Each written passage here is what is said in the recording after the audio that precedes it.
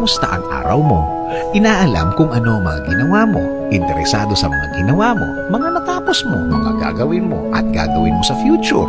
At inaalam bakit mo gagawin ang isang bagay na yun. Okay ka lang ba? Nasasaktan siya dahil nasasaktan ka. Alam niya ang nararamdaman mo dahil gusto ka niyang damayan. Hindi nang iiwan at hindi nang lalaglag dahil alam niyang kailangan mo siya. Happy ka ba? Inaalam kung masaya ka kasi tatandaan niya ang moment na yan dahil babalaking niyang ulitin yan. Paplanuhing maigi at sa susunod, mas bongga dahil mahalaga sa kanya ang happiness mo. May problema ka ba? Oo, dahil gusto nilang malaman kung ano ang mga pinoproblema mo. Inaalam kung paano siya makakatulong. Kahit di niya alam ang lahat ng pangyayari, aalamin niya, pipilitin niya, kahit sungitan mo siya. Paano ako makakatulong? Dahil nararamdaman niya ang nararamdaman mo. Mag-iisip na siya, didiskarte na siya, gagalaw na siya. Kasi alam niyang kailangan mo ang tulong niya. Kahit na hindi mo hingin, you don't have to say the words. Ika nga. Ikaw lang talaga maniwala ka. Oo, importante sa kanya ang loyalty mo dahil susuklian niya din ito ng loyalty.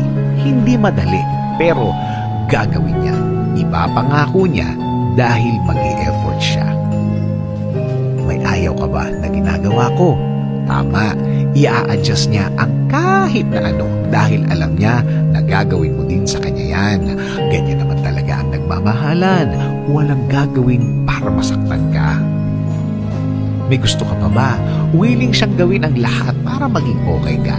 Hindi lang kung may pagkukulang siya o kaya may kasalanan siya. Ano ang desisyon mo doon? Tama na naman.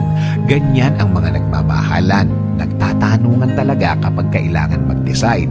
Mag-decide kayong dalawa. May tanungan talagang mangyayari.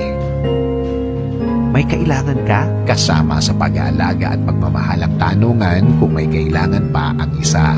Yes, minsan naman talaga, hindi naman automatic yan. Kailangan talaga ng pag-uusap na ganyan. Anong gusto mong kainin? Oo, may ganito at oo, kasama ito. Hanggang sa pagkain, dapat nag-uusap kayo. Masarap ang pagsasama kung hanggang sa pagkain, nagkakasundo kayo. Saan mo gusto pumunta? Yes, alam niya may mga gusto ka rin puntahan na gustong-gusto mo na hindi niya masyadong gusto. Pero willing siyang gustuhin ang gusto mo. Ano ang ipinagdadasal mo?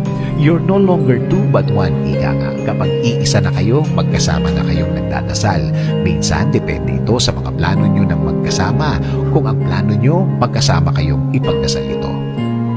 Sabi nga sa 1 Corinthians 13:4-7, love is patient and kind. Love does not envy or boast. It is not arrogant or rude. It does not insist on its own way. It is not irritable or resentful. It does not rejoice at wrongdoing, but rejoices with the truth. Love bears all things, believes all things, hopes all things, endures all things.